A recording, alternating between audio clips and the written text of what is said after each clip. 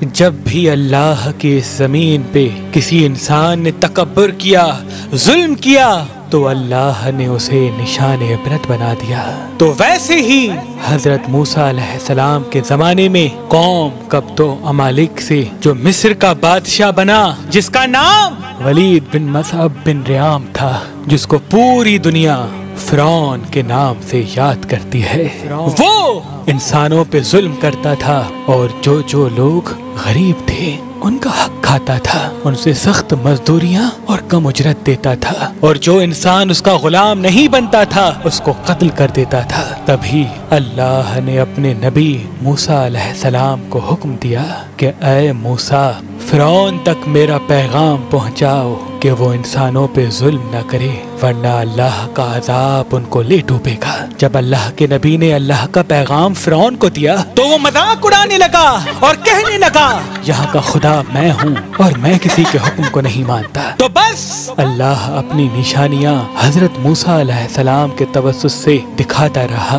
और पूरा मिस्र हजरत मूसा के मोजज़ात को देख के हैरान होता गया। कुछ ईमान ले आए और कुछ फिरौन से सवालात करने लगे। बिलाखिर फिरौन मूसा अलैहिस्सलाम के मोजज़ात को देख के इस बात तक आ पहुँचा कि आज मैं मूसा और उसकी कौम बनी इसराइल को कत्ल कर दूंगा।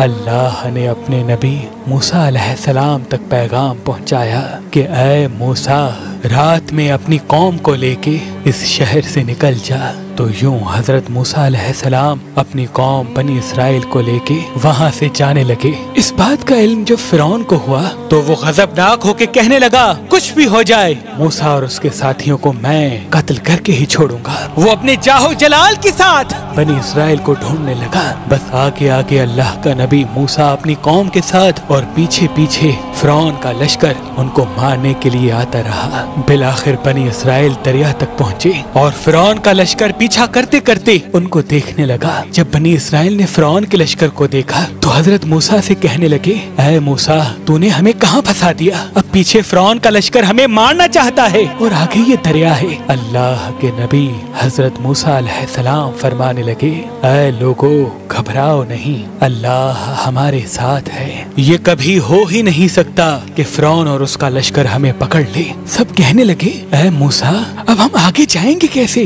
बस इतनी देर में आवाज़ें गायब आई, ऐ मूसा, अपनी असा इस दरिया में दे मार। तो बस जैसे ही मूसा अलैहिस्सलाम ने अपनी असा दरिया में दे मारी तो आधा पानी इस तरफ आधा पानी उस तरफ, अल्लाह ने बीच में रास्ते को वाज़ेह कर दिया। तो बनी इसराइल के कुछ कबाइल के लोग कहने लगे, ऐ मूसा, हम आपस में बनते नहीं, अपने खुदा को कह कि हमारे लिए अलग अलग रास्ते बनाए। अल्लाह के नबी मूसा अलैहिस्सलाम ने उस दरिया में 12 जगहों पे असा मारी और 12 अलग अलग रास्ते बने और वो 12 कबाइल अलग अलग होकर दरियाए नील से जाने लगे।